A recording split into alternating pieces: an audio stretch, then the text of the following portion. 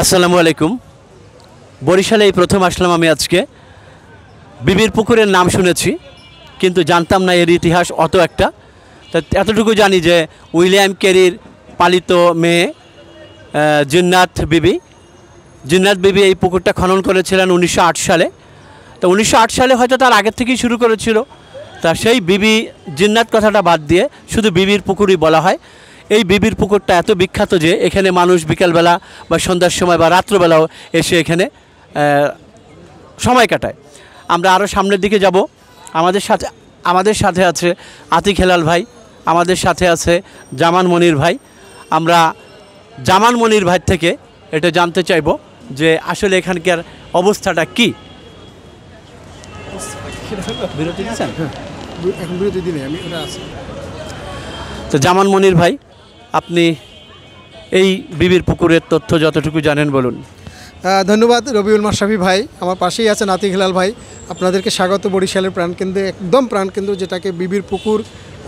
আমরা একদম বিবির পুকুরেই দাঁড়িয়ে আছি, যেটা বরিশালের শহরের সদর রোড একদম গির্জামহল্লা ঢুকতেই মুখে যে পুকুরটা, এটা আসলে ইতিহাসটা সংক্ষেপেই বলতে চাচ্ছি যে এটা 1908 সালে এখানে যে আমাদের তখনকার এই ব্রিটিশ আমলের তখনকার যিনি উইলিয়াম ক্যারির, তখন তিনি আমাদের এখানের যে পালিত কন্যা ছিলেন জিন্নাত বিবি, তার উদ্যোগে এই পুকুরটা সে এখানে জলাশয়টা খনন করে। আসলে তখনকার দিনে খাওয়ার পানি বলেন সুপেয় সেই ব্যবস্থা এরকম দিঘি বা পুকুর দ্বারাই এটা করা হতো, মানে মিটানো হতো।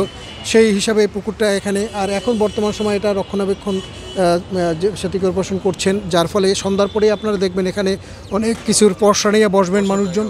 এবং এটার বিশেষ করে পূর্ব পাশে অনেক বসার একটা ভালো ব্যবস্থা আছে। এখনই লোকজন নামাজ পড়ার পরেই মাগরিবের পরেই চলে আসবে এবং এখানে ফুচকাওয়ালা অনেক তারা থাকবে এখানে, তারা বিক্রি হবে এবং সবাই আসবে। এটার আবার ওই দক্ষিণ পাশটা যেটা, ওটা ওখানেও একটু আমাদের ঐতিহাসিক একটা নিদর্শন আছে, একটা আমাদের একটা স্থাপনা আছে, সেটাও আমরা দেখব।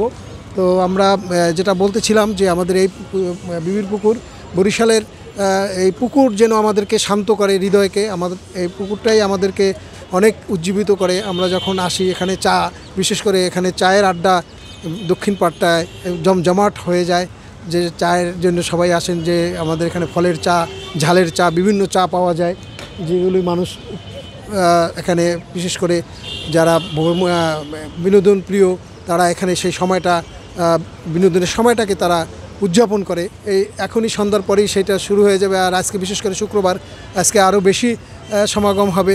তো আমরা যেটা বলছি যে আমাদের এই প্রাণের পুকুর, বিবির পুকুর, এখানে আমাদের দুজন অতিথি পেয়ে আমরা সত্যি প্রাণিত হলাম। আমরা সত্যিই আমরা উৎফুল্ল দুজন মানুষকে এখানে পেয়ে। আপনারা জানেন, আমার বাম পাশ থেকে বলি, আমি আতিক হেলাল ভাই, সবাই চিনেন, বরিশাল বাংলাদেশের সাহিত্য অঙ্গনে একজন নক্ষত্র বলবো, কারণ আমরা নক্ষত্রগুলোকে এখন মেঘে ঢেকে রাখছি, তাদেরকে আমরা সামনে আসতে দিচ্ছি না। যদিও আমরা একটা পট পরিবর্তনের মাধ্যমে অনেক কিছু আশা করতেছি, আশা করি সেরকমের একটা সুফল আমরা পেয়ে যাব। রবিউল মাশরাফি ভাই আমাদের মধ্যে, যিনি রেডিও ব্যক্তিত্ব, যিনি যা বাংলাদেশ বেতারের অনেক সংবাদ এবং তার মাধ্যমে বেতার উজ্জীবিত থাকতো, সেই মানুষটা এখানে আমাদের সাথে বরিশালে আছে। তা আশা করি আমরা সবাই মিলে আরও কিছু জায়গায় বরিশালে আমরা যাব, তাদেরকে যতটা সম্ভব একটু ঘুরিয়ে দেখাবো। আমরা এরপরে অশ্বিনী কুমার টাউন হলে যাব, বিএম কলেজটা চত্বরটা ঘুরে আসবো। তো সবাইকে ধন্যবাদ এই সন্ধ্যার প্রাককালে, ধন্যবাদ। অনেক ধন্যবাদ কবি জামান মনির ভাই আমাদের সাথে থাকাতে অল্প সময়ের মধ্যে আমরা অনেক জায়গায় দেখছি। এবার আমি আতিক হেলাল ভাই, যেটা জামান মনির ভাই বললেন যে এই উজ্জ্বল নক্ষত্রগুলোকে কুয়াশায় ঢেকে দিয়েছে, আসলে আমরা নক্ষত্রগুলোকে তুলে আনতে চাই। আমি মনে করি আতিক হেলাল ভাই এখানে বাংলা একাডেমি পুরস্কার বলুন বা স্বাধীনতা পুরস্কার বলুন বা 21 পদক বলুন পাওয়ার যোগ্য। আগামী সরকারের কাছে আমি জানাবো আগামীতে যে তার নামটা যাতে আসে এবং উনি এই পুরস্কারে ভূষিত হন, এটা আমাদের প্রাণের দাবি, কারণ সে যোগ্য ব্যক্তি। আর আমি বিবির পুকুর সম্পর্কে আতিক হেলাল ভাই থেকে জাস্ট এখানের অনুভূতিটা জানতে চাইবো সংক্ষেপে। ধন্যবাদ। আমরা আমাদের এক সহযোদ্ধা কবি অসীম ভট্টাচার্যের বিয়ের বরযাত্রী উপলক্ষে এখানে এসেছি আর কি। তো মূল উদ্দেশ্য কিন্তু বরযাত্রী হওয়া না, উদ্দেশ্য যে বরিশালের যে ঐতিহ্য, বাংলাদেশের যে দক্ষিণবঙ্গের যে একটা বিখ্যাত স্বনামধন্য একটা জেলা এবং এখন বিভাগ, খুবই হ্যাঁ খুবই ঐতিহ্যবাহী একটা অঞ্চল ভূখণ্ড এই বরিশাল। তো সেই বরিশালকে দেখার উদ্দেশ্য ছিল, কিন্তু আমরা দিনের আলো খুব একটা পাইনি। বিবির এই পুকুর দেখে আমি সত্যি অভিভূত হয়েছি। এত সুন্দর এই একটা পুকুর কিভাবে সংরক্ষিত হতে পারে, এবং এই বরিশালবাসী, বরিশালের জনগণ এবং বরিশাল সিটি কর্পোরেশন, বরিশালের জেলা প্রশাসন প্রত্যেকের প্রতি আমি ধন্যবাদ জানাচ্ছি যে তারা এই পুকুরটাকে সংরক্ষণ করেছেন এবং একটা দর্শনীয় স্থান হিসেবে এটাকে রেখেছেন, দর্শনীয় স্থান হিসেবে এটাকে ধরে রেখেছেন। এবং পানিটাও অনেক সুন্দর স্বচ্ছ আছে। অনেক জায়গায় দেখলাম আমরা পানি দূষিত হয়ে আছে, দুর্গন্ধ ছড়াচ্ছে, কিন্তু এই বিবির পুকুরের কোনো দুর্গন্ধ আমি এখন পর্যন্ত পাইনি। এবং যে ইতিহাসের কথা জামান মনির ভাই বললেন, সেটা তাদের প্রতিও আমাদের শ্রদ্ধা আরও বেড়ে গেল যে এরকম মানুষের বিনোদন। এখানে বসার ব্যবস্থা করেছে সিটি কর্পোরেশন, একটা ওয়াকওয়ে, চারিদিক থেকে একটা ওয়াকওয়ে করেছে এবং এই যে বসার জায়গা এখানে করেছে। তবে একটা দাবি আমি করব, পরিচ্ছন্নতার অভাব আছে। সিটি কর্পোরেশন এটা পরিষ্কার পরিচ্ছন্ন রাখেন এবং মানুষ যাতে, নাগরিকরা যাতে তাদের নিজের এই ঐতিহ্যকে পরিচ্ছন্ন রাখেন, সেই ব্যাপারে আমি নাগরিকদের প্রতি অনুরোধ জানাবো এবং সিটি কর্পোরেশনের প্রতি অনুরোধ জানাবো, তারা যেন পরিচ্ছন্নতার ব্যাপারে আরও জোর দেন এবং পানিটা আরও বেশি স্বচ্ছ করা যায় কিনা, এবং পানির মধ্যে যাতে কোনো আজে বাজে মানে নোংরা পরিত্যক্ত জিনিস আমরা না ফেলি, এবং যাতে না ফেলতে পারে সেই ব্যবস্থা, শাস্তিমূলক ব্যবস্থা করা দরকার। যদি পুকুরে কেউ কিছু ফেলে তাকে তাৎক্ষণিক ধরে তাকে শাস্তির আওতায় আনা হোক। এই তাহলে এত সুন্দর ঐতিহ্য এটা দেখা যায় না সাধারণত।